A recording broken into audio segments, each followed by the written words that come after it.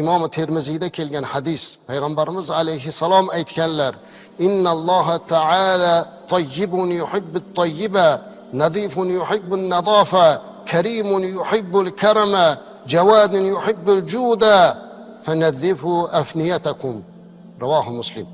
Ya'ni payg'ambarimiz alayhissalom aytibdilar-ki, albatta Alloh pokdir, pokligini yaxshi ko'radi. Tozadir, tozalikni yaxshi ko'radi. Oliy janobdir, oliy janoblikni yaxshi ko'radi. Sahidur, saxovatni yaxshi ko'radi. Bas hovlilaringizni toza tutinglar. Qarang, Rasulimiz alayhisalom bizlarga Allohning pokligini eslatib turib, yana alohida ta'kidlab o'tyapti. Poklik deganda faqat jismiylarda, kiyimlarda tushunmanglar, balki hovlilarda ham toza tutinglar deyaptilar. Hovlilarni toza tutishlik, musulmon odam yashaydigan joyini pokiza tutishlikda katta hikmat bor ekan azizlar. Farishtalar eng yomon ko'rgan narsalardan bittasi badbo'ylikda. Badbo'ylikni, yomon, yoqimsiz hidni yomon ko'radi, u yoqqa kirmaydi. Keyin biz yuraveramiz, nimaga meni ishim yurishmayapti? Nega baraka yo'q? Axir nopok uyda qanday baraka bo'lsin? Chunki bizni rizqimizga duo qilib turadigan farishtalar kirmayapti-ku uyimizga. Farishta doim duo qilib turar ekan, har kuni uyning egasini haqqiga duoda bo'ladi azizlar. Biz o'sha duoda bardavom qilmoqligimiz uchun pokiza qilib turishimiz kerak uy joylarimizni. Ana o'sha pokiza bo'lganda inshaalloh u joyga farishtalar kiradi. Payg'ambarimiz alayhisalom bir gapni aytganlar: kim mana buni yesa masjidga kelmasin. Sarimsoq piyoz harom emas azizlar.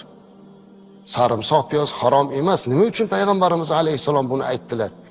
Chunki o'sha sarimsoq piyozdan chiqadigan badbo'y hid masjidda farishtalarga ham, turgan mo'minlarga ham ozor beradi. Biz ham masjidga kelayotganda eng pokiza kiyimlarimizni kiyishimiz kerak.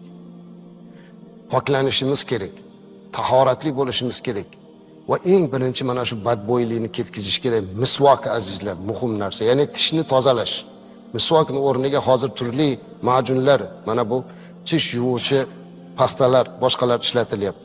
Mana shunga ko'p e'tibor qaratilgan. Nima uchun? Chunki mu'min odam birortasi bilan suhbat qilganda, yonida turganda hammasida rohat bo'lish kerak. Payg'ambarimiz alayhissalom olamdan o'tayotganlarda ham oxirgi qilgan tozalanishi mana shu misvok bo'ldilarda. Jon oluvchi farishtaga misvok bilan yo'liqdilarda azizlar. Shunchalik e'tibor ekanda. Ana shuning uchun biz pokligimizga, hamma jihatimizni pokligiga juda katta e'tibor berishligimiz lozim bo'ladi. Ayniqsa bugungi kunda poklik haqida gapirmasak bo'lmayapti, chunki hamma joyga axlat tashab ketgan. Ko'chalarda axlat. Kechirasizlar, bu musulmon yashaydigan o'lkada bunday bo'lmaslik kerak. Yana biz boshqa ba'zi bir davlatlarni maqtaymizki, ularni deymiz, axlat soladigan idishiga juda rioya qilar ekan, borsangiz alohida solar ekan, undoq ekan, bundoq ekan. 14 asr muqaddam bu islomda aytilib bo'lgan edi-yu. Amal qilmayotgan bo'lsak, dinimizni, millatimizni aybi emas azizlar. Bu bizni o'sha keyingi davrdagi beg'am bo'lishligimiz, bu narsalarga bee'tibor bo'lishligimiz sabab. Shuning uchun azizlar, albatta bugun sog'lom turmushni gapirganimizda biz poklikni gapirmasdan ilojimiz yo'q. Albatta poklikka intilmoqlik kerak. Ana bundan keyin yana bitta sog'lom turmush talabi dinimizda ham, tibbiyotda ham ovqatlanish me'yorini bilishlik. Hammamiz ovqatlanishimiz kerak, tanovul qilishimiz kerak, quvvatlanamiz. Bu quvvatimiz bilan ibodat qilamiz. Bir maqol bor. Aqlli kishi ovqat yeydi yashash uchun. Ya'ni ovqat yesam yashayman, quvvat olaman deb yeydi. Ammo johil kimsa yashaydi yeyish uchun. Ikkalasi ham bitta ishni qilyapti. Lekin aql bilan johilning farqini qarang. Biz nima uchun tanovul qilamiz? Quvvat olay deymiz. Bo'sh qop tik turmas ekan, quvvatli bo'lib turaylikki, ibodatimizni qilaylik, boshqa dunyoviy, uxroviy ishlarimizni bajaraylik deb Allohning bergan ne'matini tanlab shukr qilib ovqatlanamiz. Lekin johil shunaqa bo'lar ekanki, faqat yashashdan maqsad yeyish deyar ekan. Ana shuning uchun yeyishni ham, ovqatlanishlikni ham me'yori bilan qilmoqlik lozim ekan. Payg'ambarimiz alayhisolatu vasallam aytadilar-ki: "Ma mala ibn Adama wi'an sharra min batnihi.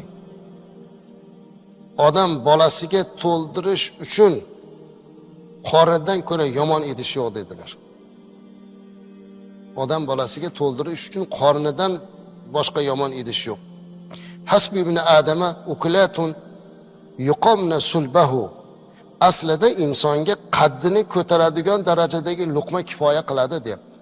Shu yegan taomimiz ozgina bizni qaddimizni ko'tarib, quvvat berib turadigan darajada yeyish kerak ekan. Ya'ni ko'p ovqatlanmaslikka buyuryaptilar payg'ambarimiz alayhisalom. Agarki ozgina yeyishlikka ham qanoat qilmaydigan bo'lsalar dedi payg'ambarimiz alayhisalom. Bir qoidani aytdiki, bugun mana shu qoidani 21-asrdagi eng zo'r tibbiyot olimlari, meditsinani rivojlangan o'lkasidagi odamlar tavsiya beryapti. Qarang, mo'jizani qarang. 14 asr muqaddam payg'ambarimiz aytdilar.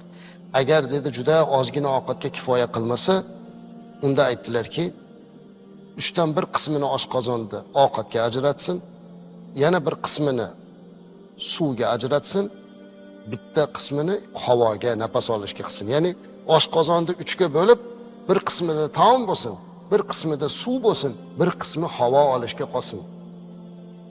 Nafas ham olmaydigan darajada yevorma deyapti-da. Aytadi-yu, bir odam bor ekan, juda ham ko'p ovqat yeb, hech iloji bo'lmay qopti. Oxiri kelgan ayoliga aytibdiki, men ovqat yeb bo'kib qoldim shekilli, ko'p yevoribman desa, ya ovqat hazm qiladigan dori iching desa, o'sha dori siqqanda uni ham o'rniga bir narsa yeyardim degan ekan. Shunaqa yeyapti-da hozir azizlar. Bu isrofni qarang, bu dasturxonlarni qarang. Payg'ambarimiz alayhisalom davrlarida bir dasturxonda 2 xil taom bo'lmagan azizlar. Biz u juda ham o'sha taomlarni ko'paytiramiz, ayniqsa marosim izdihomlarimizda. Mo'min odam taom yeyishlikni tartibga qo'yish kerak azizlar.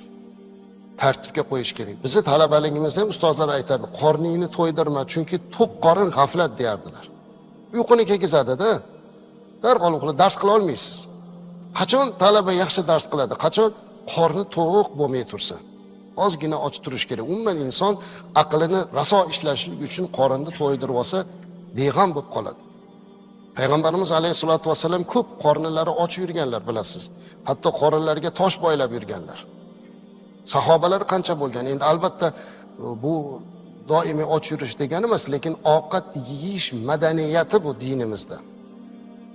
Mana bu narsaga e'tibor berishligimiz lozim bo'ladi.